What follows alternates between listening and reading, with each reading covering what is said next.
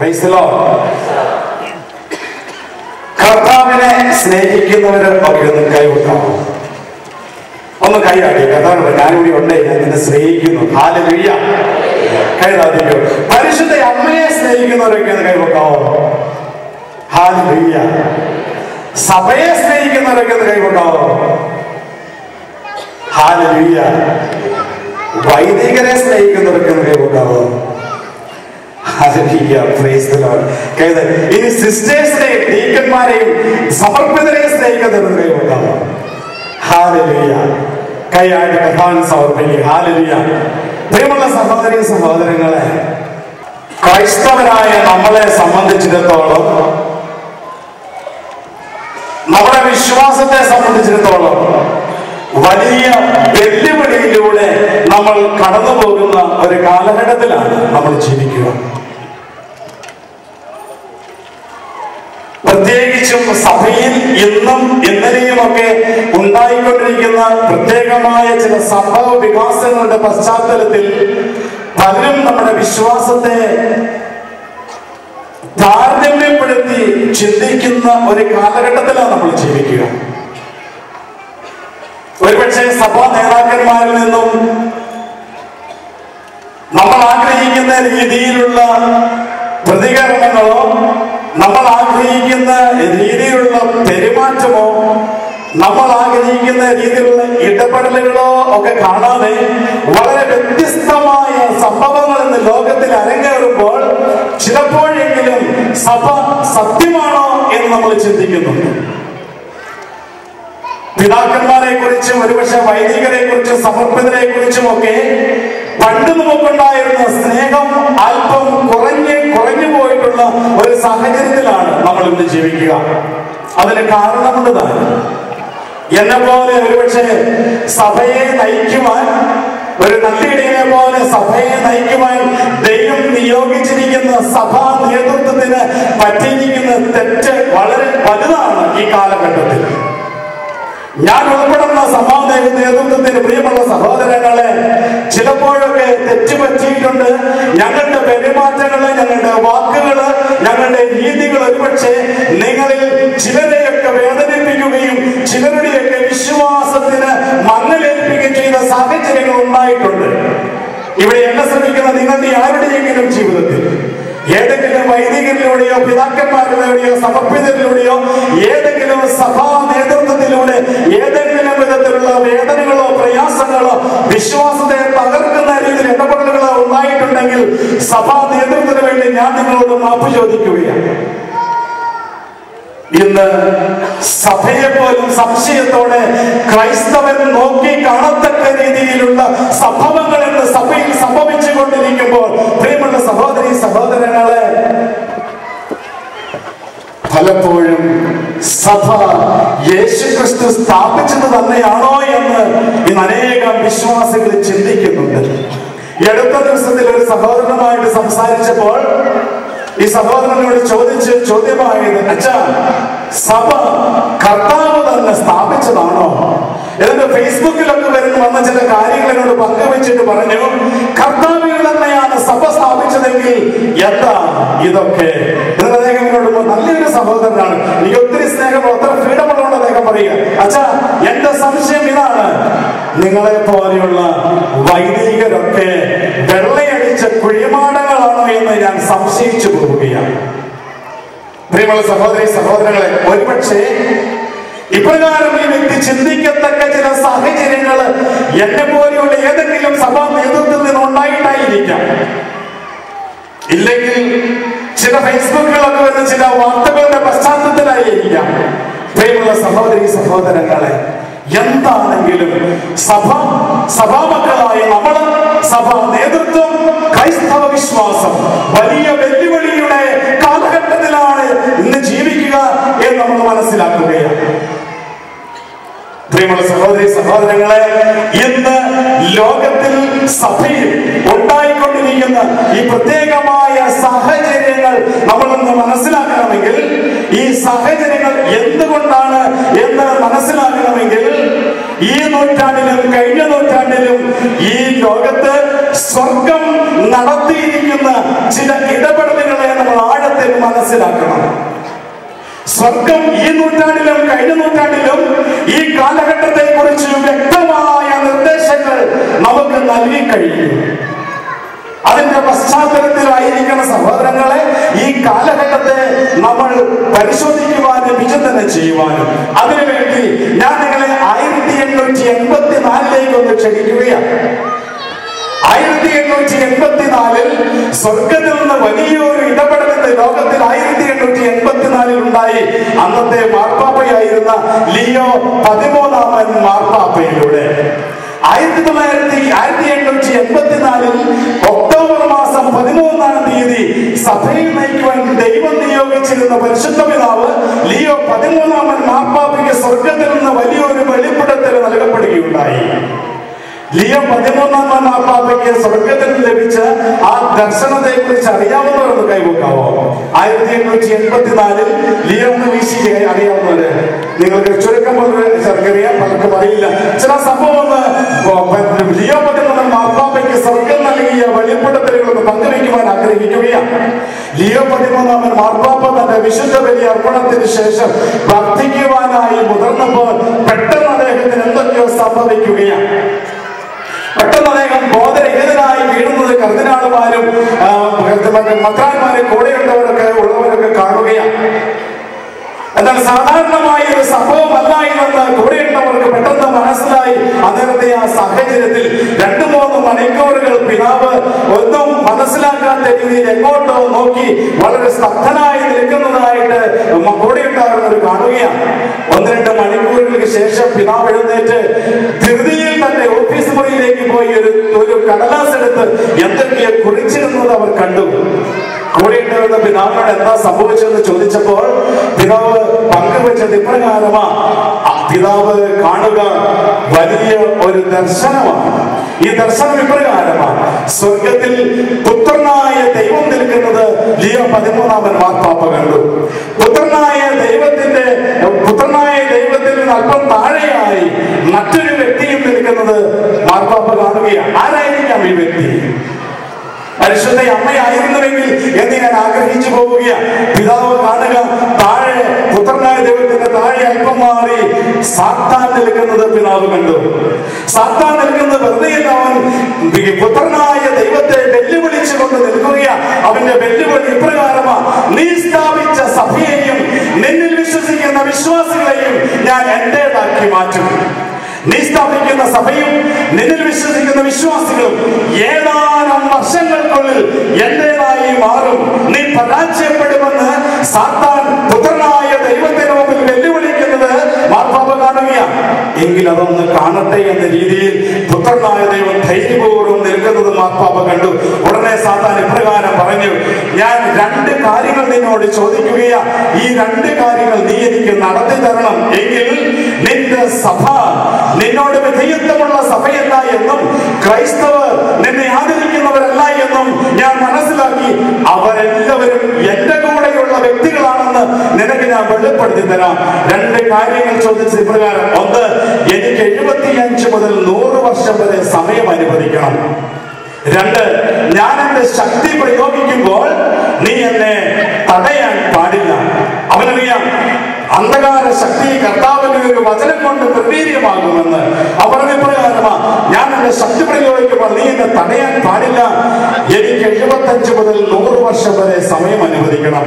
പ്രിയമുള്ള സഹോദരി സഹോദരങ്ങളെ, കർത്താവ് അല്പസമയം ഒന്ന് ആലോചിച്ചിട്ട് ഈ വെല്ലുവിളി ഏറ്റെടുക്കുന്നതായി മാർപ്പാപ്പ ലിയോ 13 മാർപ്പാപ്പ കാണുകയാണ്. പുത്രനായ ദൈവം സാത്താന്റെ ഈ വെല്ലുവിളി ഏറ്റെടുത്ത ഉടനെ തന്നെ അല്പകാലമേ അവശേഷിക്കുന്നുള്ളൂ എന്ന് മനസ്സിലാക്കിക്കൊണ്ട് സാത്താൻ ഭൂമിയിലേക്ക് ഓടി ഇറങ്ങുന്നത് മാർപ്പാപ്പ കണ്ടു. അല്പകാലമേ അവശേഷിക്കുന്നുള്ളൂ മനസ്സിലാക്കിക്കൊണ്ട് സാത്താൻ അരിശം കൊണ്ട് ഭൂമിയിലേക്ക് ഓടിയിറങ്ങുന്നത് മാർപ്പാപ്പ കാണുകയാണ്. വെളിപാടിന്റെ പുസ്തകം 12-ാമത്തെ അധ്യായം 12-ാമത്തെ തിരുലികൾ നമുക്ക് ശ്രമിക്കാം. അതിനാൽ സ്വർഗമേ അതിൽ വസിക്കുന്നവരെ നിങ്ങൾ ആനന്ദിക്കുവിൻ, എന്നാൽ ഭൂമിയെ സമുദ്രമേ നിങ്ങൾക്ക് ദുരിതം. അല്പകാലമേ അവശേഷിക്കുന്നുള്ളൂ എന്ന് മനസ്സിലാക്കിക്കൊണ്ട് പിശാച് അരിശം കൊണ്ട് നിങ്ങളുടെ ഇടത്തേക്ക് ഇറങ്ങിയിട്ടുണ്ട്. പ്രിയമുള്ള സഹോദരി സഹോദരങ്ങളെ, ലോക ചരിത്രത്തിൽ ഒരു പ്രത്യേക കാലഘട്ടം ആരംഭിക്കുന്നതിന് തൊട്ടു മുൻപ് ഈ ലോകത്തെ നയിക്കുവാൻ സ്വർഗം നിയോഗിച്ചിരിക്കുന്ന പരിശുദ്ധ പിതാവിന് സ്വർഗം വെളിപ്പെടുത്തി കൊടുത്ത ഒരു കാലഘട്ടത്തെ കുറിച്ചുള്ള വെളിപ്പെടുത്തലുകളാണ് ലിയോ 13 മാർപ്പാവയുടെ ദർശനങ്ങളിൽ നമ്മൾ കാണുക. 1884 ഒക്ടോബർ മാസം 13-ാം തീയതിയാണ് പിതാവിന് ദർശനം ലഭിക്കുക. ഒക്ടോബർ മാസം 13-ാം തീയതിക്ക് മറ്റൊരു പ്രത്യേകത കൂടിയുണ്ട്. ഒക്ടോബർ മാസം 13-ാം തീയതി പിന്നീട് ഫാത്തിമയിൽ പരിശുദ്ധയമ്മയുടെ പ്രത്യക്ഷപ്പെട്ട് ആരംഭിക്കുക. പിന്നെ പരിശുദ്ധയമ്മ ഇടപെട്ട പല നിമിഷങ്ങളിലും ഒക്ടോബർ മാസം 13-ാം തീയതി ചില മറ്റു പ്രത്യേകതകളുണ്ട്. സമയമില്ലാത്തതുകൊണ്ട് ഇതൊന്നും പങ്കുവയ്ക്കാൻ ആഗ്രഹിക്കുന്നില്ല. മനസ്സിലാക്കുന്ന ഇപ്രകാരമാ, വെളിപാട് 12:12 കാലഘട്ടത്തിലാണ് ഇന്ന് ലോകം ജീവിക്കുന്നത് എന്ന സത്യം. നിങ്ങളുടെ സഹോദരങ്ങളെ, ഈ ലോകത്തിൽ ദൈവം ഇടപെട്ടിരിക്കുന്നത് ചരിത്രത്തിലാണ്. ഈ ലോകത്തിന്റെ ചരിത്രത്തിലാണ് ദൈവപുത്രൻ വന്ന് പിറന്നത്. ഈ ലോകത്തിന്റെ ചരിത്രത്തിന്റെ ഒരു ഭാഗത്തിലാണ് നോഹയുടെ കാലത്തെ പ്രളയമുണ്ടായത്. ഈ ലോകത്തിന്റെ ഒരു ചരിത്രത്തിലാണ് ഇസ്രായേൽ ജനം ചെങ്കടൽ കടന്നത്. ദൈവത്തിന്റെ ഓരോ ഇടപെടലുകളും ഈ ലോകത്തിൽ സംഭവിച്ചിരിക്കുന്ന ഈ ചരിത്രത്തിൽ തന്നെയാണ്, ചരിത്രത്തിന്റെ ഭാഗമായി മാറിയിരിക്കുകയാണ്.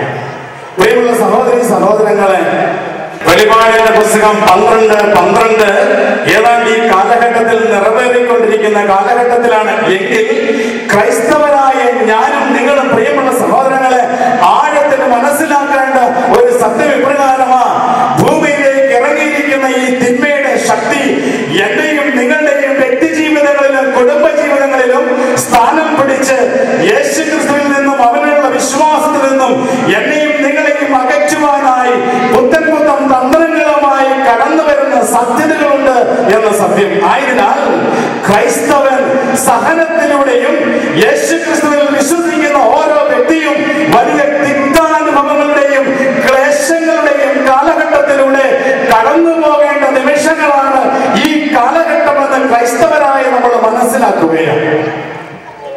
നമ്മുടെയൊക്കെ ജീവിതങ്ങളിൽ പ്രിയമുള്ളവരെ, പണ്ടത്തെക്കാൾ ഉപരിയായി ഇന്ന് അന്ധകാര ശക്തിയുടെ പ്രത്യേകമായ ചില പ്രേരണകളും പ്രലോഭനങ്ങളും ഒക്കെ ഉണ്ടാകുന്നതായി കാണുന്നുണ്ട്.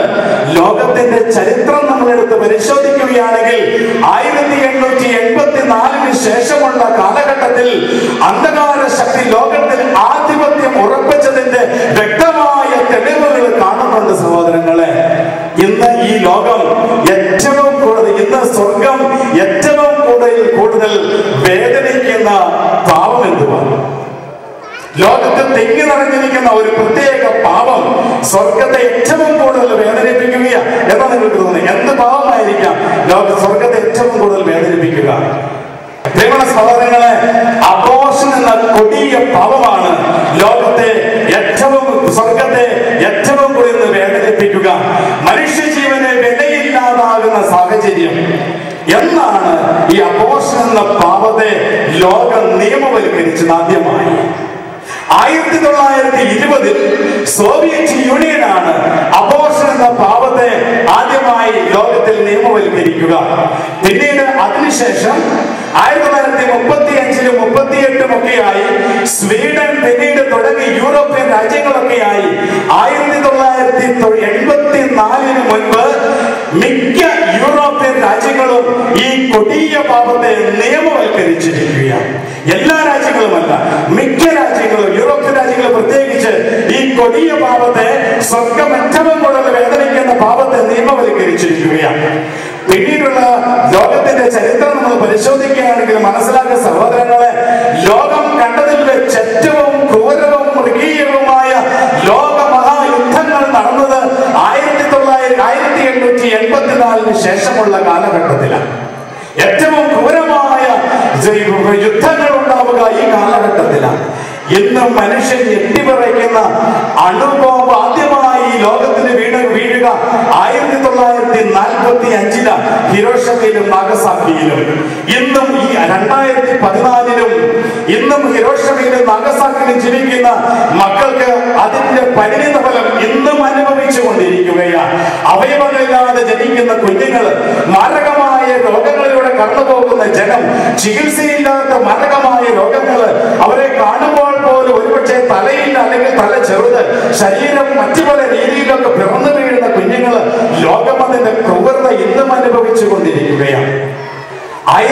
1984 മുൻപ് മിക്ക യൂറോപ്യൻ രാജ്യങ്ങളിലും മയക്കുമരുന്ന് ലീഗലൈസ് ചെയ്തു കഴിഞ്ഞു, ഐദർ പാർഷ്യലി ഓർ ഫുള്ളി. പിന്നീട് പ്രിയമുള്ള സഹോദരങ്ങളെ, ഈ കാലഘട്ടത്തെ നമ്മൾ പരിശോധിക്കുകയാണെങ്കിൽ മനസ്സിലാക്കാൻ സാധിക്കും, വിവാഹം കഴിക്കാതെ ഒന്നിച്ചുള്ള ജീവിതങ്ങളെ ഇന്ന് സ്വർഗം അരുതെന്ന് പറഞ്ഞിരിക്കുന്ന എല്ലാ മ്ലേച്ഛതകളും ഇന്ന് പ്രത്യേകിച്ച് ലോകത്തിന്റെ പല ഭാഗങ്ങൾ, പ്രത്യേകിച്ച് സമ്പന്ന രാജ്യങ്ങളിൽ നിന്ന് നിയമവൽക്കരിച്ചിരിക്കുകയാണ്, പ്രത്യേകിച്ച് യൂറോപ്യൻ രാജ്യങ്ങൾ. എന്താണ് യൂറോപ്യൻ രാജ്യങ്ങളുടെ പ്രത്യേകത? യൂറോപ്യൻ രാജ്യങ്ങൾ പ്രിയമുള്ള സഹോദരങ്ങളെ ക്രൈസ്തവ രാജ്യങ്ങളായിരുന്നു, യേശുക്രിസ്തുവിന് വേണ്ടി നിലകൊണ്ട രാജ്യങ്ങളായിരുന്നു, യേശുക്രിസ്തുവിന് വേണ്ടി പടപൊരുന്ന രാജ്യങ്ങളായിരുന്നു. എത്രയോ മിഷണറിമാർ യൂറോപ്യൻ രാജ്യങ്ങളിൽ നിന്ന് ലോകത്തിന്റെ പല ഭാഗങ്ങളിലും കടന്നു വന്ന് യേശുവിനെ കുറിച്ച് സാക്ഷ്യം വഹിക്കുകയും യേശുവിനുള്ള വിശ്വാസം പകർന്നു നൽകുകയും ചെയ്യുക.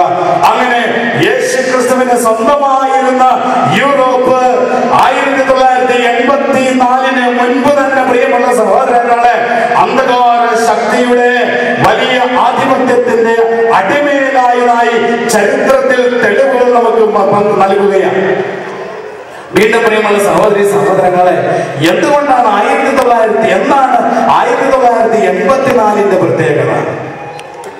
1984 പ്രത്യേകത എന്തുവാ? ലിയോ 13 മാർപ്പാപ്പയ്ക്ക് 1884 ഉണ്ടായ ദർശനത്തിന്റെ 100 വർഷം തികയുക 1984. ഞാൻ പറഞ്ഞത് നിങ്ങൾക്ക് മനസ്സിലാവുന്നുണ്ടോ? പ്രിയമുള്ള സഹോദരങ്ങളെ, ഈ കാലഘട്ടത്തെ നമ്മൾ മനസ്സിലാക്കണം. ഈ കാലഘട്ടത്തിന്റെ പ്രത്യേകത സ്വർഗത്തിന് ലഭിച്ചിരിക്കുന്ന ചില പ്രത്യേകമായ വെളിപ്പെടുത്തലുകളുടെ അടിസ്ഥാനത്തിൽ നമ്മൾ മനസ്സിലാക്കണം. പ്രിയമുള്ളവരെ, 1984 ലിയോ 13 മാർപ്പാപ്പയ്ക്ക് ദൈവം നൽകിയ ദർശനത്തിന്റെ 100 വർഷം തികയുകയാണ്. സാത്താൻ കർത്താവിനോട് ചോദിച്ച ഒന്നാമത്തെ അപേക്ഷ എന്തായിരുന്നു? ഒന്നാമത്തെ കണ്ടീഷൻ എന്തായിരുന്നു? എനിക്ക് 75 മുതൽ 100 വർഷം വരെ സമയം തരണം. അപ്പോൾ നിന്നിൽ വിശ്വസിക്കുന്ന വിശ്വാസികളെയും നീ സ്ഥാപിച്ച സഭയെയും എന്റേതാക്കി മാറ്റി ഞാൻ നിനക്ക് കാണിച്ചു തരാം. പ്രിയമുള്ള സഹോദരി സഹോദരങ്ങളെ, ഇന്ന് ലോകത്ത് അതിനുശേഷമുള്ള ഈ കാലഘട്ടം അതിന്റെ ഒരു തുടർച്ചയാണ്. നമുക്കറിയാം, ഈ അടുത്ത കാലത്ത് ലോകത്തിലുണ്ടായിക്കൊണ്ടിരിക്കുന്ന സംഭവവികാസങ്ങളെ നമ്മളെയൊക്കെ ഞെട്ടിപ്പിക്കുന്നതല്ലേ. ഇറാഖിലും സിറിയയിലും തുർക്കിയിലും ഒക്കെ വളരെ മൃഗീയമായി ക്രൂരമായി മനുഷ്യ മക്കളെ, പ്രത്യേകിച്ച് ക്രൈസ്തവരെ കൊല ചെയ്യുന്ന സാഹചര്യത്തിലേക്ക് ലോകം മാറിയിരിക്കും. നമ്മൾ കണ്ടു കഴിഞ്ഞു, യൂട്യൂബിലൊക്കെ കണ്ട് ഞെട്ടി നിൽക്കുകയാ. ഒരു മനുഷ്യൻ ഇത് ചെയ്യുവാൻ സാധിക്കുമോ എന്ന്. പ്രിയമുള്ള സഹോദരി സഹോദരങ്ങളെ, എന്താണ് അവർ ചെയ്യുക? ദൈവത്തിന്റെ നാമം പറഞ്ഞ് ദൈവനാമത്തിൽ മനുഷ്യ മക്കളെ കുരുതി കൊടുക്കുന്ന കാലഘട്ടത്തിൽ നമ്മൾ എത്തപ്പെട്ടിരിക്കുകയാണ്. പ്രിയമുള്ള സഹോദരങ്ങളെ, ബൈബിളിൽ എടുക്കുക, യോഹന്നാന്റെ സുവിശേഷം 16-ാമത്തെ അധ്യായം 2-ാമത്തെ തിരുവചനം നമുക്കൊന്ന് ശ്രമിക്കാം. ഉറക്കെ വായിച്ചോ. യോഹന്നാന്റെ സുവിശേഷം 16-ാമത്തെ അധ്യായം 2-ാമത്തെ തിരുലിഖിതം. നിങ്ങളെ കൊല്ലുന്ന ഏവനും താൻ ദൈവത്തിന് ബലിയർപ്പിക്കുന്നുവെന്ന് കരുതുന്ന സമയം വരുന്നു. പ്രിയമുള്ള സഹോദരി സഹോദരങ്ങളെ, യൂട്യൂബിലൊക്കെ നമ്മൾ കണ്ടു, ചില ദൈവങ്ങളെ വിളിച്ച് പുകഴ്ത്തിക്കൊണ്ട് ദൈവത്തിന് മഹത്വം ഉണ്ടാകട്ടെ എന്ന് പറഞ്ഞ് മനുഷ്യ മക്കളെ അറുകൊല ചെയ്യുന്നത് വീഡിയോയിൽ നമ്മൾ കണ്ട് ഞെട്ടി നിൽക്കുകയല്ലേ ലോകം ഇന്ന്. പ്രിയമുള്ള സഹോദരി സഹോദരങ്ങളെ, ഈ ലോകത്തിന്റെ അവസ്ഥയും ഈ ചരിത്രത്തിന്റെ ഈ കാലഘട്ടത്തെയും ക്രൈസ്തവൻ വ്യക്തമാക്കി മനസ്സിലാക്കുന്നതിനെ കുറിച്ചാണ് ഞാൻ സംസാരിക്കുക. 1984 ഇത് പൂർത്തിയായി. പ്രിയമുള്ള സഹോദരങ്ങളെ, എന്നാൽ സംഭവിക്കുന്ന ഇപ്രകാരമാണ്. നമ്മളൊക്കെ ചിന്തിക്കും, എന്തുകൊണ്ടാണ് ദൈവം എവിടെ പോയി, ദൈവമുണ്ടോ എന്നൊക്കെ ഇന്ന് ലോകം ചിന്തിക്കാൻ തുടങ്ങിയിരിക്കുകയാണ്. ഇത്രമാത്രം ഈ ലോകത്ത് മ്ലേച്ഛത നടമാടിയിട്ടും അന്ധകാര ശക്തി കൊടികുത്തി വാണിട്ടും മനുഷ്യൻ ഇത്രമാത്രം മൃഗീയമായ രീതിയിൽ കൊല ചെയ്യപ്പെടുമ്പോഴും എവിടെ ദൈവം എന്ന് പലരും ചോദിക്കുകയാണ്. അതുകൊണ്ടാണ് നിരീശ്വരവാദികൾ ഇന്ന് അവർ കൂടുതലായി ശക്തി പ്രാപിച്ചുകൊണ്ട് ദൈവമുണ്ടെങ്കിൽ ഇതൊക്കെ സംഭവിക്കുമോ എന്ന് ചോദിക്കുക. പ്രിയമുള്ള സഹോദരി സഹോദരങ്ങളെ, എന്നാൽ നമ്മൾ മനസ്സിലാക്കുന്ന ഒരു സത്യമുണ്ട്. ക്രൈസ്തവന്റെ ദൈവം ഒരു സ്ഥലത്ത് ക്രൈസ്തവനെ അന്ധകാര ശക്തിയാൽ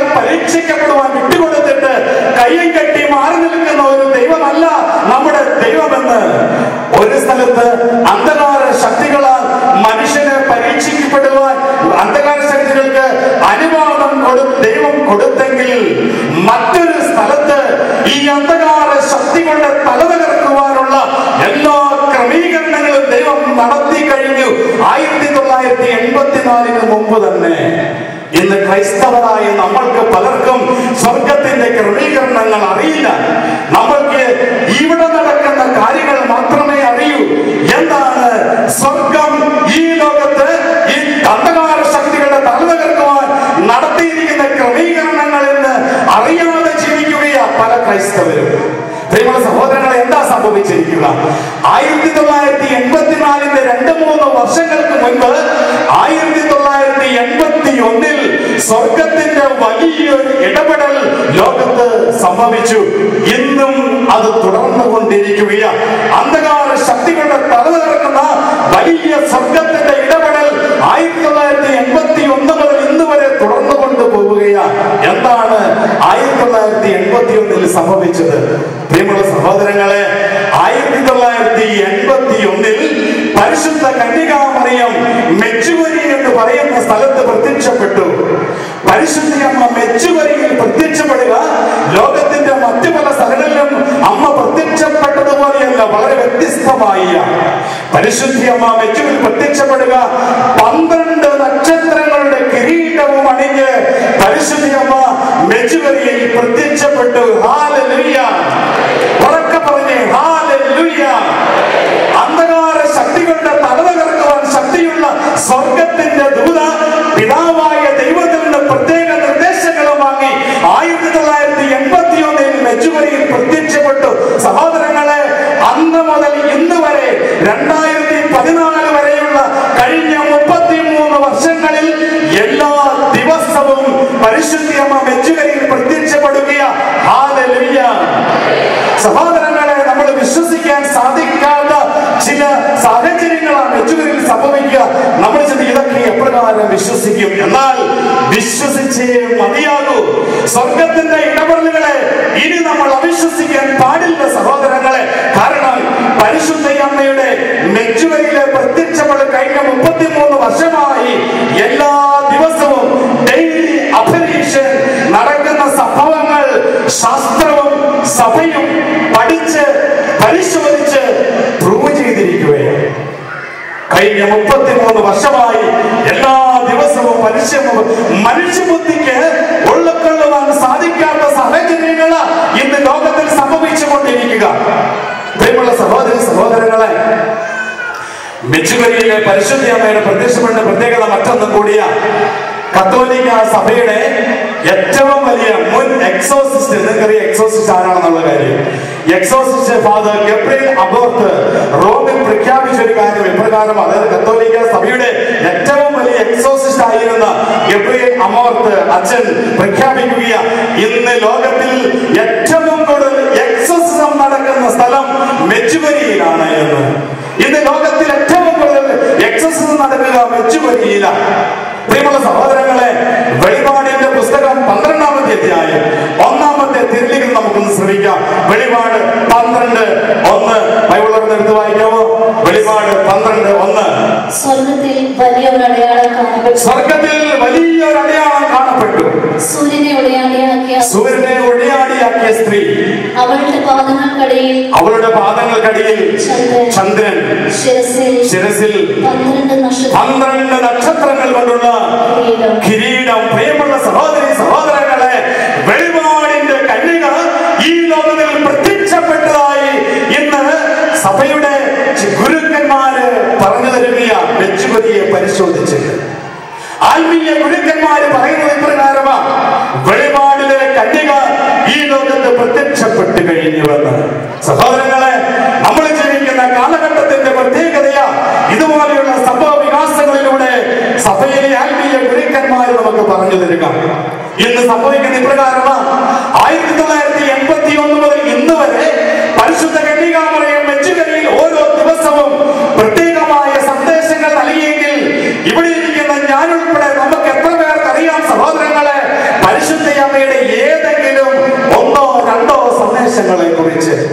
കഴിഞ്ഞ 33 വർഷമായി പരിശുദ്ധയമ്മ ഈ അന്ധകാര ശക്തിയുടെ തലതകർക്കുവാൻ ലോകത്തിന് മുഴുവനുമായി സന്ദേശങ്ങൾ നൽകി ലോകത്ത് വന്നിറങ്ങി നേരിട്ട് സംസാരിച്ചിട്ടും പരിശുദ്ധയമ്മയുടെ 1-2 സന്ദേശങ്ങൾ പോലും സ്വീകരിക്കുവാൻ സാധിക്കാതെ ക്രൈസ്തവ ജനം മുന്നോട്ട് പോകുമ്പോൾ സഹോദരങ്ങളെ ചിന്തിക്കുകയാ,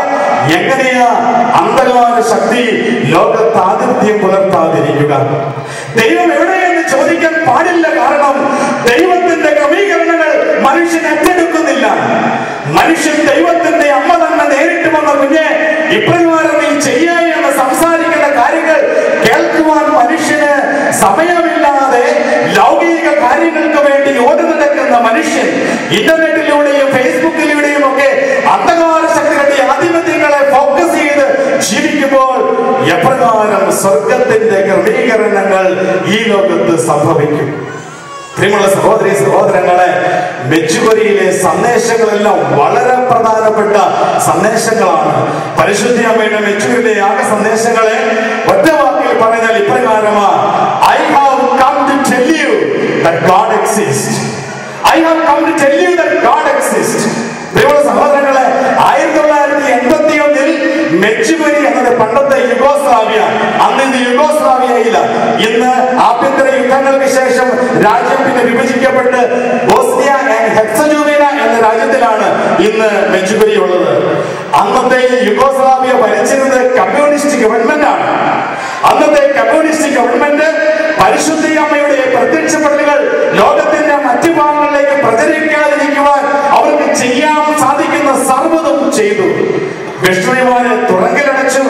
അന്ന് ദേവാലയത്തിന് ഇടവക വികാരിയെ തുറങ്കിലടച്ചു. മതപീഡനം അഴിച്ചുവിട്ടു.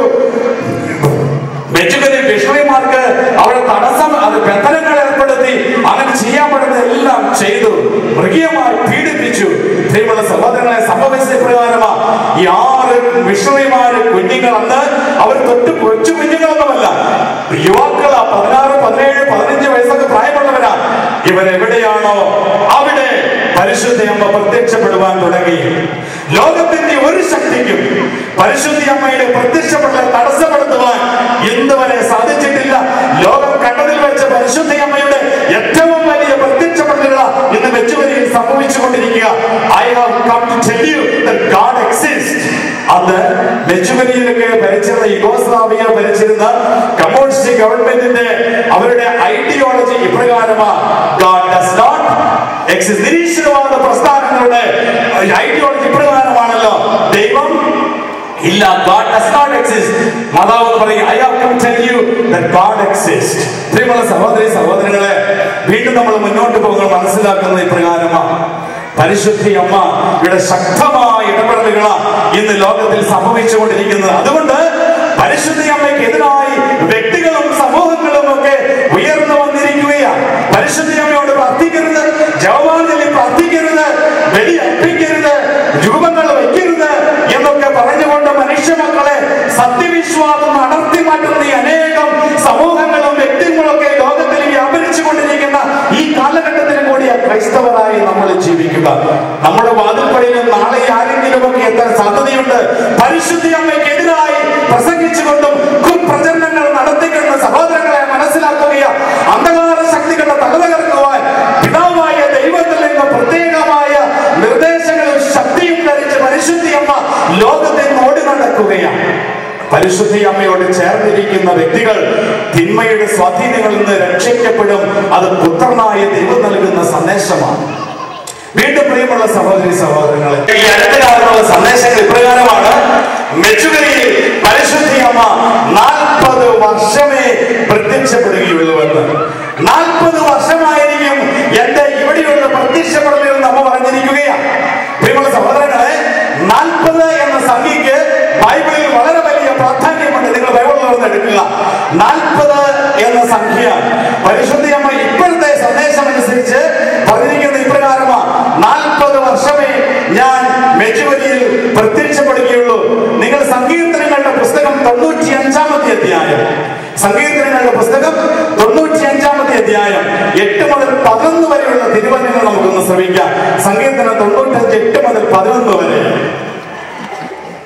മെരീബായിൽ മരുഭൂമിയിലെ മാസായിൽ ചെയ്തതുപോലെ നിങ്ങൾ ഹൃദയം കഠിനമാക്കരുത്. അന്ന് നിങ്ങളുടെ പിതാക്കന്മാർ എന്നെ പരീക്ഷിച്ചു, എന്റെ പ്രവൃത്തി കണ്ടിട്ടും അവർ എന്നെ പരീക്ഷിച്ചു. 40 സംവത്സരം ആ തലമുറയോട് എനിക്ക് നീരസം തോന്നി. വഴിപിഴയ്ക്കുന്ന ഹൃദയത്തോടു കൂടിയ ജനമാണിത്. എന്റെ വഴികളെ അവർ ആദരിക്കുന്നില്ല എന്ന് ഞാൻ പറഞ്ഞു. അവർ എന്റെ സ്വസ്ഥതയിൽ പ്രവേശിക്കുകയില്ലെന്ന് കോപത്തോടെ ഞാൻ ശപഥം ചെയ്തു. ദൈവത്തിനെതിരെ പെറുപെറുന്ന ഇസ്രായേൽ ജനത്തിന് മനസ്സ് തിരിയുവാൻ ദൈവം നൽകിയ വർഷമാണ് 40 വർഷം. 40 വർഷം ദൈവത്തിലേക്ക് പിന്തിരിയുവാൻ ദൈവം അവർക്ക് അവസരം കൊടുത്ത് മരുഭൂമിയിലൂടെ നയിക്കാൻ ദൈവം അനുവദിച്ചു. പ്രിയമുള്ളവരെ, വീണ്ടും ഉൽപ്പത്തിയുടെ പുസ്തകം 7-ാമത്തെ അധ്യായം 11-12 തീരുമാനങ്ങൾ നമുക്കൊന്ന് ശ്രമിക്കാം. നോഹയുടെ ജീവിതത്തിന്റെ 600-ാം വർഷം 2-ാം മാസം 17-ാം ദിവസം അഗാധങ്ങളിലെ ഉറവുകൾ പൊട്ടിയൊഴുകി, ആകാശത്തിന്റെ ജാലകങ്ങൾ തുറന്നു. 40 രാവും 40 പകലും മഴ പെയ്തുകൊണ്ടിരുന്നു. 40 രാവും 40 പകലും. പ്രിയമുള്ള സഹോദരങ്ങളെ, നോഹയുടെ കാലഘട്ടത്തിൽ ദൈവം ഈ ഭൂമിയിലെ പാപക്കറകൾ കഴുകിക്കളയുവാൻ ലോകത്ത് മഴ പെയ്യിച്ചതിനെ കുറിച്ച് വിശുദ്ധ ലിഖിതം രേഖപ്പെടുത്തുകയാണ്. 40 രാവും 40 പകലും ഈ ലോകത്തിൽ നിറഞ്ഞ മ്ലേച്ഛതകളും പാപത്തിന്റെ കറകളും കഴുകിക്കളയാൻ ദൈവം 40 രാവും 40 പകലും മഴ പെയ്യിച്ചതിനെ കുറിച്ച് വിശുദ്ധ ലിഖിതം സാക്ഷ്യപ്പെടുത്തുന്നു. വീണ്ടും യോന പ്രവാചകന്റെ പുസ്തകം 3-ാമത്തെ അധ്യായം 4-ാമത്തെ തിരുലിഖിതം നമുക്കൊന്ന് ശ്രമിക്കാം. യോന 3:4. യോന നഗരത്തിൽ കടന്ന് ഒരു ദിവസത്തെ വഴി നടന്നു. അനന്തരം അവൻ വിളിച്ചു പറഞ്ഞു, 40 ദിവസം കഴിയുമ്പോൾ നിനവെ നശിപ്പിക്കപ്പെടും. നിനവയിലെ ജനങ്ങൾ ദൈവത്തിൽ വിശ്വസിച്ചു. അവർ ഒരു ഉപവാസം പ്രഖ്യാപിച്ചു. 40 ദിവസം കഴിയുമ്പോൾ നിനവെ നശിപ്പിക്കപ്പെടും. നിനവയിലെ ജനങ്ങൾക്ക് ദൈവം മനസ്സ് തിരിയുവാൻ നൽകിയ വർഷമാണ്, ദിവസമാണ് 40 ദിവസം. പ്രിയമുള്ള സഹോദരങ്ങളെ, വിശുദ്ധ ലിഖിതത്തിന്റെ പല ഭാഗങ്ങളിലും 40 സംഖ്യ സ്വർഗത്തിന് വളരെ പ്രിയപ്പെട്ടതായി നമ്മൾ മനസ്സിലാക്കുകയാണ്. ഇന്ന് നമ്മൾ ചിന്തിക്കുന്ന ഇപ്രകാരമാ സഹോദരങ്ങളെ, മെജുവരിയിൽ പരിശുദ്ധമോ പറയുക, 40 വർഷമായിരിക്കും എന്റെ പ്രത്യക്ഷപ്പെടൽ. ഇപ്പോഴത്തെ സാഹചര്യത്തിൽ ഇനി ദൈവപിതാവ് അല്പവർഷം കൂടി തുടരാൻ പറഞ്ഞെങ്കിൽ അമ്മ തുടരും. ഇപ്പോഴത്തെ സാഹചര്യത്തിൽ 40 വർഷമേ ഞാൻ പ്രത്യക്ഷപ്പെടുകയുള്ളൂ എന്ന് ദൈവം പറയുക, പരിശുദ്ധ അമ്മ പറയുക. ഇത് നമ്മൾ മനസ്സിലാക്കുന്ന ഇപ്രകാരമാ സഹോദരങ്ങളെ, ഈ വർഷം 2014 പരിശുദ്ധ അമ്മയുടെ മെജുവരിയിലെ പ്രത്യക്ഷപ്പെടലിന്റെ 33-ാമത്തെ വർഷമാണ്. പരിശുദ്ധ അമ്മയുടെ മെജുവരിയിലെ പ്രത്യക്ഷപ്പെടലിന്റെ 33-ാമത്തെ വർഷമാണ് ഈ വർഷമെങ്കിൽ മനുഷ്യ സമൂഹം മനസ്സിലാക്കുകയാ 40 തികയുവാൻ ഇനി 7 വർഷം കൂടിയേ ഉള്ളൂവെന്ന്. 40 തികയുവാൻ പരിശുദ്ധ അമ്മയുടെ പ്രത്യക്ഷം 7 വർഷം കൂടിയേ ഉള്ളൂ. 7 എന്ന സംഖ്യയ്ക്കും സ്വർഗം വലിയ പ്രാധാന്യം നൽകുന്നുണ്ട്. ഉൽപ്പത്തി പുസ്തകത്തിന്റെ 7-ാമത്തെ അധ്യായം 1 മുതൽ 4 വരെയുള്ള തിരുവചനങ്ങളുടെ 4-ാമത്തെ വാക്യം നമുക്കൊന്ന് പ്രത്യേകം ശ്രദ്ധിക്കാം. കർത്താവ് നോഹയോട് അരുളിച്ചെയ്തു, നീയും കുടുംബവും പെട്ടകത്തിൽ പ്രവേശിക്കുക. ഈ തലമുറയിൽ നിന്നെ ഞാൻ നീതിമാനായി കണ്ടിരിക്കുന്നു. ഭൂമുഖത്ത് അവയുടെ വംശം നിലനിർത്തുവാൻ വേണ്ടി ശുദ്ധിയുള്ള സർവ്വമൃഗങ്ങളിൽ നിന്ന് ആണും പെണ്ണുമായി 7 ജോഡിയും ശുദ്ധിയില്ലാത്ത മൃഗങ്ങളിൽ നിന്ന് ആണും പെണ്ണുമായി 1 ജോഡിയും ആകാശത്തിലെ പറവകളിൽ നിന്ന് പൂവനും പിടയുമായി 7 ജോഡിയും കൂടെ കൊണ്ടുപോകുക. 7 ദിവസം കൂടി കഴിഞ്ഞാൽ 40 രാവും 40 പകലും ഭൂമുഖത്തെല്ലാം ഞാൻ മഴ പെയ്യിക്കും. 7 ദിവസം കൂടി കഴിഞ്ഞാൽ ഈ ഭൂമുഖത്തെല്ലാം ഞാൻ മഴ പെയ്യിക്കും. പ്രിയമുള്ള സഹോദരങ്ങളെ, അന്ന് നോഹയുടെ കാലത്തുണ്ടായ സമയത്ത് ദൈവം 7 ദിവസങ്ങൾക്ക് മുമ്പ് നോഹയോട് പറഞ്ഞു, നിനക്കൊരുങ്ങുവാൻ ഞാൻ 7 ദിവസം കൂടി തരുന്നു. 7 ദിവസം കഴിയുമ്പോൾ ഭൂമുഖത്ത് ഞാൻ മഴ പെയ്യിക്കും. പ്രിയമുള്ള സഹോദരങ്ങളെ, വീണ്ടും 2 രാജാക്കന്മാരുടെ പുസ്തകം 5-ാമത്തെ അധ്യായം 10-ാമത്തെ വചനം നമുക്കൊന്ന് ശ്രമിക്കാം. എലീശ ദൂതനെ അയച്ച് അവനോട് പറഞ്ഞു, നീ ജോർദാനിൽ പോയി 7 പ്രാവശ്യം കുളിക്കുക. നീ ശുദ്ധനായി ശരീരം പൂർവ്വസ്ഥിതിയെ പ്രാപിക്കും. നീ ജോർദാനിൽ പോയി 7 പ്രാവശ്യം കുളിക്കുക. നീ ശുദ്ധനായി നിന്റെ ശരീരം പൂർവ്വസ്ഥിതി പ്രാപിക്കും. പ്രിയമുള്ള സഹോദരങ്ങളെ, നാമാൻ എന്ന കുഷ്ഠരോഗിയെ ശുദ്ധനാക്കുവാൻ ദൈവം പറയുക, നീ 7 പ്രാവശ്യം ജോർദാനിൽ പോയി കുളിക്കുക. 7 പ്രാവശ്യം ശുദ്ധീകരിക്കുവാൻ ദൈവം അവനെ അനുവദിക്കുക. പ്രിയമുള്ള സഹോദരങ്ങളെ, പരിശുദ്ധ അമ്മയുടെ ഇപ്പോഴത്തെ സന്ദേശങ്ങൾ ഇപ്രകാരമാ. ഈ 40 വർഷം തികയുവാൻ ഇനി മനുഷ്യ സമൂഹത്തിന് 7 വർഷം കൂടിയുണ്ട്.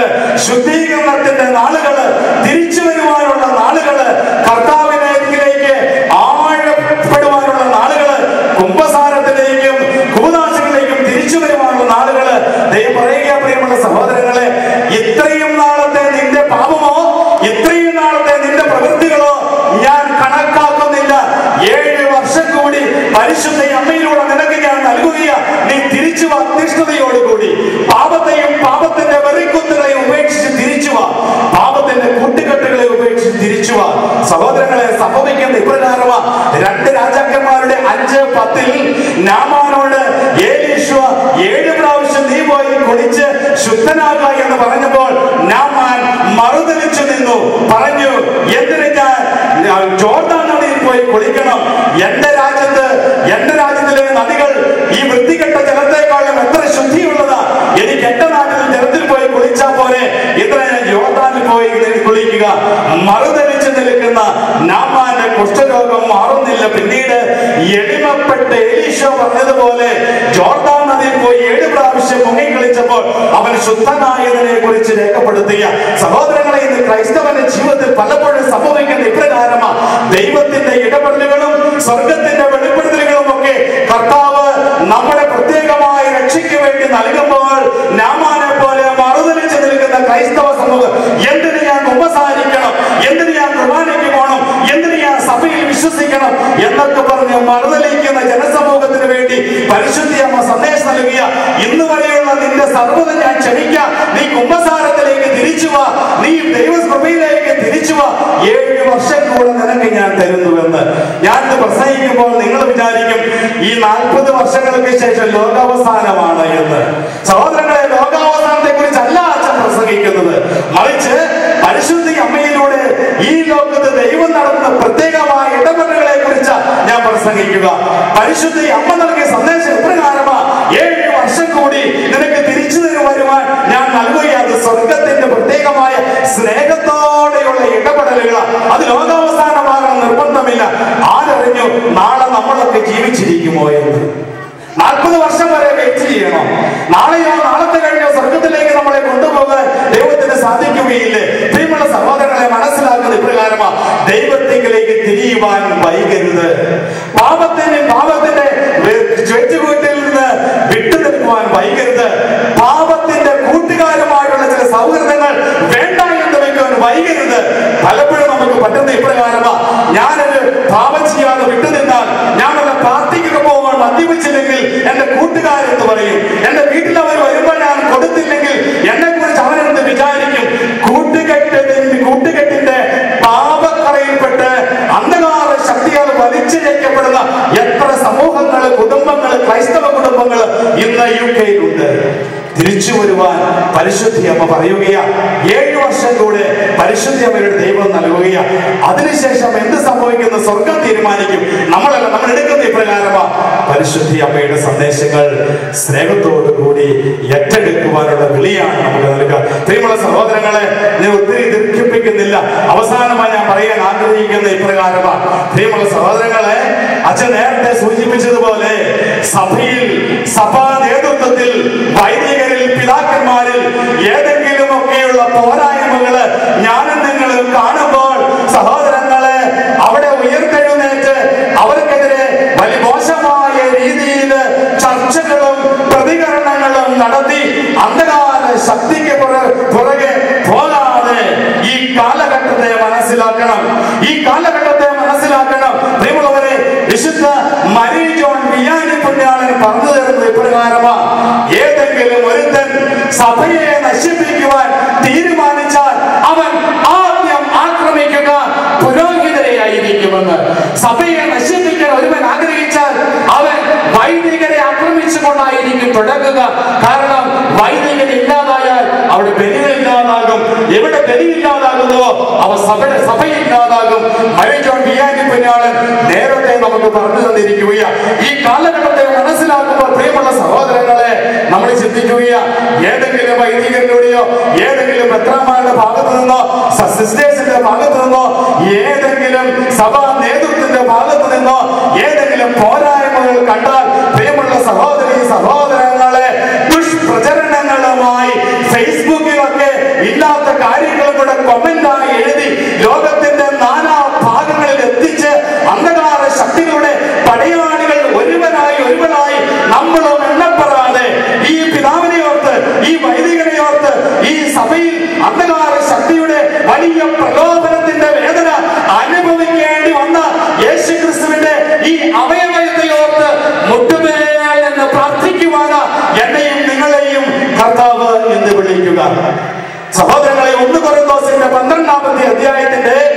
12-ാമത്തെ വചനത്തില് കർത്താവ് പറയുന്ന ഒരു കാര്യമുണ്ട്.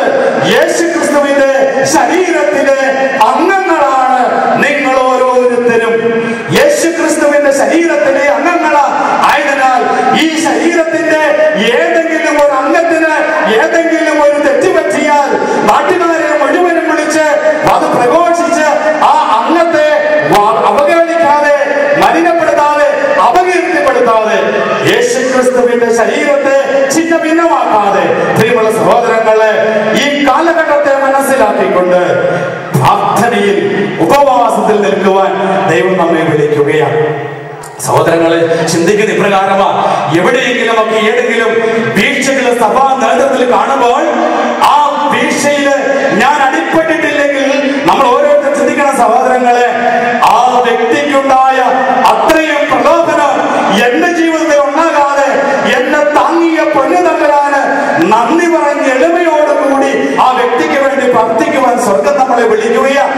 ഒരുപക്ഷെ ആ വ്യക്തിയുടെ ജീവിതത്തിൽ ഉണ്ടായിരിക്കുന്ന അന്ധകാര ശക്തികളുടെ ഈ പ്രലോഭനം അതിന്റെ ചെറിയ തോതിലെങ്കിലും എന്റെയോ നിങ്ങളുടെയോ ജീവിതത്തിൽ ഉണ്ടായിരുന്നുവെങ്കിൽ ആ വ്യക്തിയെ കഴിഞ്ഞ് മോശമായി ഞാനും നിങ്ങളും വീഴുമായിരുന്നു. അതുകൊണ്ട് ഫേസ്ബുക്കിലല്ല നമ്മൾ ആശ്രയിക്കേണ്ടത്. പ്രിയമുള്ള സഹോദരങ്ങളെ, അപകീർത്തിപ്പെടുന്ന രീതിയിൽ മറ്റുള്ളവന്റെ തെറ്റുകള് പെരുപ്പിച്ച് ലോകത്തിന്റെ നാനാഭാഗങ്ങളിൽ എത്തിക്കുന്ന സഭയെ തകർക്കുന്ന അന്ധകാര ശക്തിയുടെ കൂട്ടുകെട്ടിന്റെ കണ്ണികളാകാൻ ക്രൈസ്തവൻ നിൽക്കരുതേ എന്ന് യാചിക്കുകയാണ്. പ്രാർത്ഥിക്കണം. അത് ഈ കാലഘട്ടത്തിന്റെ പ്രാധാന്യം മനസ്സിലാക്കിക്കൊണ്ട് സഭയെ തകർക്കുവാൻ ഒരുവൻ തീരുമാനിച്ചാൽ അവൻ ആദ്യം ആക്രമിക്കുക സഭാ നേതൃത്വത്തെ ആയിരിക്കുമെന്ന് വിശുദ്ധർ നമ്മെ പഠിപ്പിച്ചു കഴിഞ്ഞു. പ്രാർത്ഥിക്കണം സഹോദരങ്ങളെ. സഭാ നേതൃത്വത്തിന്റെ ഭാഗത്തുണ്ടായിരിക്കുന്ന തെറ്റുകളെ ന്യായീകരിക്കുകയല്ല ഞാൻ ചെയ്യുന്നത്. ഈ കാലഘട്ടത്തെ മനസ്സിലാക്കുവാൻ അച്ഛൻ. അതുകൊണ്ടാണ് തുടക്കത്തിൽ തന്നെ സഭാ നേതൃത്വത്തിന്റെ തെറ്റുകൾക്ക് ഞാൻ നിങ്ങളോട് മാപ്പ് ചോദിക്കുക. സഹോദരങ്ങളെ, സഭയെ സ്നേഹിക്കണം, വൈദികരെ സ്നേഹിക്കണം, പിതാക്കന്മാരെ സ്നേഹിക്കണം, കൂദാശകളിലേക്ക് തിരിച്ചു വരണം. സഭ ഇന്ന് പലരും ചിന്തിക്കുന്ന ഇപ്രകാരമാ: സഭ പരിശുദ്ധമാണോ? ഇത്രമാത്രമുള്ള കാര്യങ്ങളൊക്കെ ചെയ്യുമ്പോൾ സഭ പരിശുദ്ധമാണെന്ന് എങ്ങനെ പറയും? ഈ പിതാവ്, ആ അച്ഛൻ, ആ സിസ്റ്റർ, ഈ ശുശ്രൂഷകൻ ഇപ്രകാരം ജീവിക്കുമ്പോൾ എങ്ങനെ സഭ പരിശുദ്ധമാകും? സഹോദരങ്ങളെ, പരിശുദ്ധാത്മാവ് നമ്മെ പഠിപ്പിക്കുന്ന ഒരു കാര്യമുണ്ട്. സഭ പരിശുദ്ധമാണ് എന്ന് പറയുന്നത് സഭയുടെ അംഗങ്ങളായ എന്റെയോ നിങ്ങളുടെയോ യോഗ്യത കൊണ്ടല്ല. പരിശുദ്ധ കത്തോലിക്ക സഭ പരിശുദ്ധമാണ് എന്ന് പറയുവാൻ കാരണം സഭയുടെ ശിരസായ യേശുക്രിസ്തുവിന്റെ യോഗ്യത കൊണ്ടാണ്. യേശുക്രിസ്തു സ്ഥാപിച്ച സഭയുടെ ശിരസാണ് യേശുക്രിസ്തു. സഭയിൽ യേശുക്രിസ്തുവിലൂടെ കടന്നു വന്ന പരിശുദ്ധാത്മാവിന്റെ നിറവ് കൊണ്ട് സഭ പരിശുദ്ധമാണ് എന്ന് പറയുക എന്റെയും നിങ്ങളുടെയും യോഗ്യത കൊണ്ടല്ല. അതുകൊണ്ട് ആരും ചിന്തിക്കരുത് സഭ പരിശുദ്ധമാണോ, സഭ യേശുക്രിസ്തു സ്ഥാപിക്കപ്പെട്ടതാണോ, ഇത്രമാത്രം തിന്മയില്ലേ എന്നൊക്കെ ചിന്തിക്കരുത്. കാരണം നമ്മൾ ഓരോരുത്തരും യേശുക്രിസ്തുവിന്റെ ഈ ശരീരത്തിന്റെ അവയവങ്ങള് യേശുക്രിസ്തുവിന്റെ യോഗ്യത കൊണ്ട് സഭ പരിശുദ്ധമാണെന്ന് പറയുക. പരിശുദ്ധാത്മാവിന്റെ യോഗ്യത കൊണ്ട് സഭ പരിശുദ്ധമാണെന്ന് പറയുക. പ്രിയമുള്ള സഹോദരി സഹോദരങ്ങളെ, സഭ ഈ കാലഘട്ടത്തിൽ നേരിടേണ്ടി വരുന്ന വലിയ വെല്ലുവിളികളെ നമ്മളെല്ലാവരും മനസ്സിലാക്കിക്കൊണ്ട് സഭയെ സ്നേഹിക്കണം, സഭാ നേതൃത്വത്തെ സ്നേഹിക്കണം, അവർക്ക് വേണ്ടി പ്രാർത്ഥിക്കണം. സാത്താൻ അവർക്ക് വേണ്ടി, സഭാ നേതൃത്വത്തിന് വേണ്ടി, ഞങ്ങൾക്ക് വേണ്ടി ഒരുക്കിയിരിക്കുന്ന കെണികൾ ചിന്ന ഭിന്നമാകുവാൻ പ്രിയമുള്ള സഹോദരങ്ങളെ നിങ്ങളുടെ പ്രാർത്ഥനയായി യാചിക്കുകയാണ്. ഇനി വരുന്ന ദിവസങ്ങളില്, വരുന്ന വർഷങ്ങളില് കൂടുതൽ കാര്യങ്ങൾ നിങ്ങൾ കേൾക്കും. ഇത് മുന്നറിയിപ്പാ സഹോദരങ്ങളെ, പ്രവാചകന്മാരുടെ മുന്നറിയിപ്പാ ഞാൻ നിങ്ങളോട് സംസാരിക്കുക. ഇന്നല്ലെങ്കിൽ നാളെ ഈ 7 വർഷത്തെ വീണ്ടും പുതിയ പുതിയ സ്കാൻഡലുകൾ സഭയിൽ നിങ്ങൾ കാണും. ഇതുവരെ കേൾക്കാത്ത അന്ധകാര ശക്തിയുടെ കടന്നുവരവ് സഭയിൽ നിങ്ങൾ ദർശിക്കും. പ്രിയമുള്ള സഹോദരങ്ങളെ, അത് പരിശുദ്ധം വ്യക്തമാക്കി കഴിഞ്ഞു. നമ്മൾ ചത്തിരിക്കരുത്. ദൈവം നമ്മെ പഠിപ്പിക്കുന്ന ഒരു കാര്യമുണ്ട്. അവസാനം വരെ പിടിച്ചു നിൽക്കുന്നവൻ രക്ഷ പ്രാപിക്കും. അതിലേക്കുള്ള വിളിയ ഞാൻ നിങ്ങളും സ്വീകരിച്ചിരിക്കുക. അവസാനം വരെ യേശുക്രിസ്തുവിന് വേണ്ടി പിടിച്ചു നിൽക്കുക, സഭയോട് ചേർന്ന് നിൽക്കുക, കൂദാശകളിലേക്ക് തിരിച്ചു വരിക. അന്ധകാര ശക്തികളാൽ സഭയെ തകർക്കുവാനോ നമ്മുടെ വ്യക്തി ജീവിതങ്ങളെ തകർക്കുവാനോ നമ്മൾ അനുവദിക്കാതെ പരിശുദ്ധാത്മാവിനോട് മാതാവിനോട് ചേർന്ന് അവസാനം വരെ സഹിച്ചു നിന്ന് രക്ഷ പ്രാപിക്കുവാനുള്ള വലിയ സഹോദരങ്ങളെ ഞാനും നിങ്ങളും ഇന്ന് സ്വർഗത്തിൽ നിന്നും സ്വീകരിച്ചിരിക്കുക. ഈ കൃപയ്ക്ക് വേണ്ടി നമുക്ക് പ്രാർത്ഥിക്കാം. ഈ കാലഘട്ടത്തെ പൂർണ്ണമായി മനസ്സിലാക്കിക്കൊണ്ട് എവിടെയെങ്കിലും പോരായ്മകൾ കണ്ടു കഴിഞ്ഞാൽ അവർക്ക് വേണ്ടി പ്രാർത്ഥിച്ചുകൊണ്ട് അതിന്റെ വലിപ്പം കൂട്ടി കർത്താവിന്റെ ശരീരത്തെ ചിന്ന ഭിന്നമാക്കാതെ സഹോദരങ്ങളെ യേശുക്രിസ്തുവിന്റെ ശരീരത്തിന്റെ മറ്റൊരവയവമായ എന്നിലും നിങ്ങളിലും ദൈവം ഏൽപ്പിച്ചിരിക്കുന്ന ഉത്തരവാദിത്വങ്ങൾ ഏറ്റവും വിശ്വസ്തയോടെ നിർവഹിച്ചുകൊണ്ട് പരിശുദ്ധാത്മാവിനാൽ നയിക്കപ്പെട്ട് പരിശുദ്ധ അമ്മയുടെ വിമല ഹൃദയത്തിൽ സുരക്ഷിതരായി വരും കാലങ്ങളിൽ ജീവിക്കുവാനുള്ള വലിയൊരു അനുഗ്രഹത്തിന് വേണ്ടി പ്രാർത്ഥിച്ചുകൊണ്ട് നമുക്ക് ഒരു നിമിഷം എഴുന്നേറ്റ് നിൽക്കാം. ഒരു നിമിഷം നമുക്ക് എഴുന്നേറ്റ് നിന്നുകൊണ്ട് ഈ നിമിഷം നമ്മളെയും നമ്മുടെ കുടുംബങ്ങളെയും നമ്മൾക്കുള്ള സർവ്വതും പരിശുദ്ധ അമ്മയുടെ കരങ്ങളിലേക്ക് ഒന്ന് കൊടുത്തുകൊണ്ട് പരിശുദ്ധ അമ്മയുടെ ഗാനം ആരംഭിച്ച് പരിശുദ്ധ അമ്മയിലൂടെ ഇന്ന് സ്വർഗം ഭൂമിയിൽ നടത്തിക്കൊണ്ടിരിക്കുന്ന എല്ലാ ഇടപെടലുകളും നന്ദി പറഞ്ഞുകൊണ്ട് അമ്മയെ സ്നേഹിക്കുവാനും അമ്മയുടെ സന്ദേശങ്ങൾ ഏറ്റെടുക്കുവാനും അങ്ങനെ വരും വർഷങ്ങളിലുള്ള വലിയ ക്ലേശതയുടെയും വലിയ തിക്താനുഭവത്തിന്റെയും അവസരങ്ങള് കാലങ്ങള് വിശ്വാസത്തോടെ സഹിഷ്ണുതയോടെ ക്ഷമയോടെ ഉറച്ചു നിന്നുകൊണ്ട് അവസാനം വരെ പിടിച്ചു നിന്ന് രക്ഷ പ്രാപിക്കുവാനുള്ള ആ ദൈവത്തിന്റെ പ്രത്യേകമായ വാഗ്ദാനം നമുക്ക് ഏറ്റെടുക്കുവാനുള്ള കൃപയ്ക്ക് വേണ്ടി പരിശുദ്ധ അമ്മയോട് ചേർന്ന് പാടി പ്രാർത്ഥിക്കാം.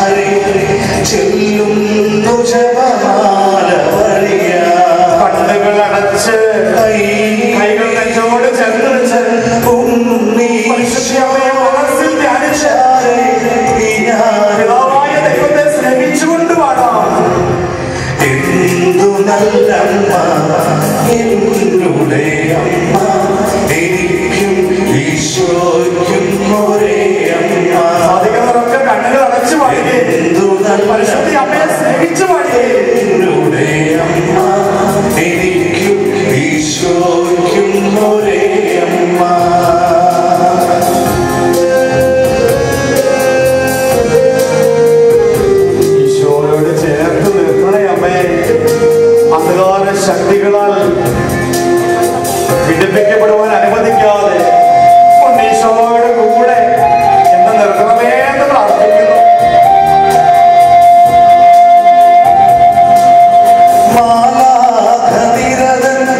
സ്തുതി സാഗരത്തിൽ സ്വരമരുവിയായി ചേരും സ്തുതി സാഗരത്തിൽ സ്വരമരുവിയായി ചേരും നൈരാശ്യവനിൽ പ്രത്യാശ പകരും പരിനീ പുഷ്പങ്ങൾ വിടരും പരിശുദ്ധ അമ്മേ എന്തു നല്ലമ്മ എന്നുടെ ഈശോയ്ക്കും ഒരേ അമ്മ എന്നുടെ അമ്മ എനിക്കും ഈശോയ്ക്കും ഒരേ അമ്മ. കരങ്ങൾ നെഞ്ചോട് ചേർത്ത് വെച്ച് അമ്മയുടെ ആ മാതൃ സ്നേഹം ഒന്ന് ആസ്വദിച്ച് അമ്മയുടെ വിഗ്രഹത്തിലേക്ക് നമ്മളെ ഓരോരുത്തരെയും സമർപ്പിച്ച് പാടാം. ചൊല്ലുന്ന നിമിഷം മാതാവിൻ ചാരേ ചെല്ലുന്നു ജപമാല വഴിയായി കയ്യിലിരിക്കുന്ന ഉണ്ണീശോയുടെ ചാരേ ഞാനുമിരിക്കും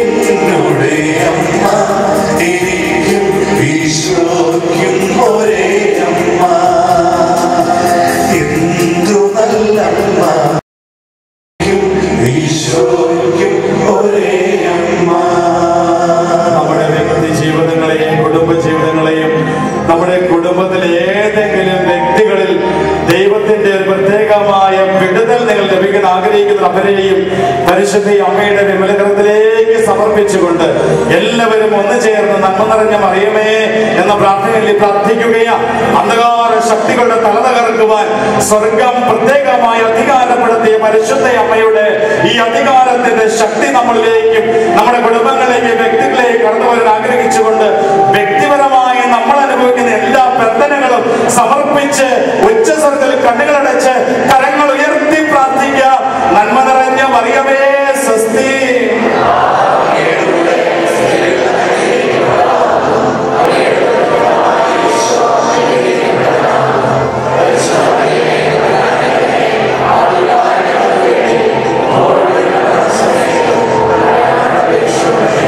ക്രിസ്ത്യാനികളുടെ സഹായമായ മറിയമേ,